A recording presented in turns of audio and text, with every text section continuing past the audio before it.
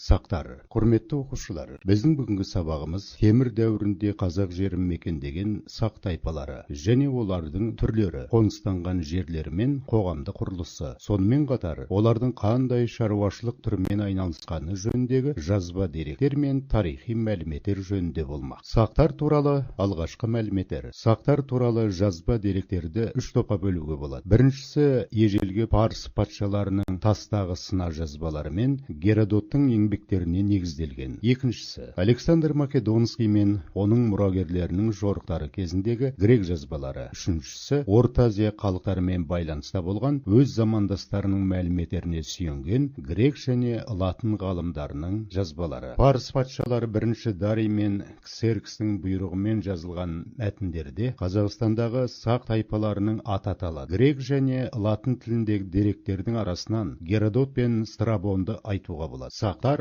біздің заманымызға дейінгі бірінші мыңжылдықта Орта Азия мен Қазақстан жерін мекен еткен ежелгі тайпа. Жалпы сақ тайпалары атауының мағынасы жайында көп пікір бар. Сақ сөзінің мағынасын парсы жазбаларында құдіретті еркектер деп түсіндіреді, ал Иран жазбаларында жүйрік аты турлар дейді. Ежелгі грек авторлары сақтарды азиялық скифтер деп атайды. Біздің заманымызға дейінгі 484-425 жылдары өмір сүрген грек тарихшысы Геродот шошақ бөрікті сақтарды Тиграхауда массагеттер деп атаған. Олар батыр жауынгерлерді ардақта құрмет тұтқан. Сақ деп аталатын тайпалардың әрқайсының өз алдына көсемі болған. Антропологтар сақтарды европалық нәсілге жатқызады. Сақ тайпаларының қоныстануы. Ғалымдар Қазақстан жерін мекендеген сақтардың қоныстанған жерлерін анықтады. Сақ тайпалары мен тайпа одақтары негізгі үш топқа бөлінеді. Олардың бір тобы Жетісуда, Тянь-Шань тауларында, Сырдария өзенінің орта ағысында тұрған. Сақтардың бұл түрі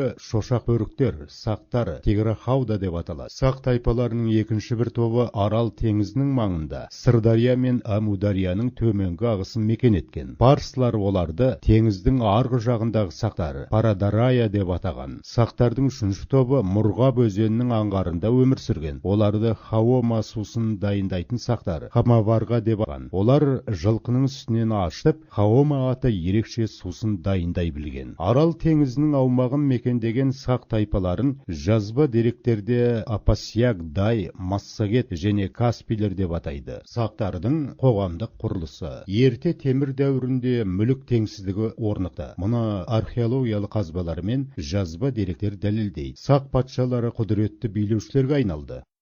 Сақ қоғамы жауынгерлер, абыздар және қауым мүшелері, малшылар мен егіншілер деп аталатын үш топтан тұрды.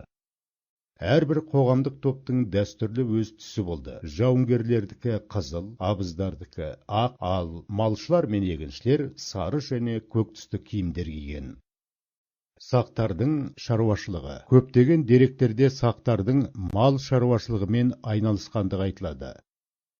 Сақтардың өмірінде жылқы өсіру маңызды орын алды. Оларда жылқының екі түрі болған. Аласа бойлы, аяқтары мығым, басы мен денесі ірі күш көлігі ретінде пайдаланылатын жылқылар. Екінші, шоқтығы биік, жарау денелі, жауынгерлер соғыста мінетін жылқылары.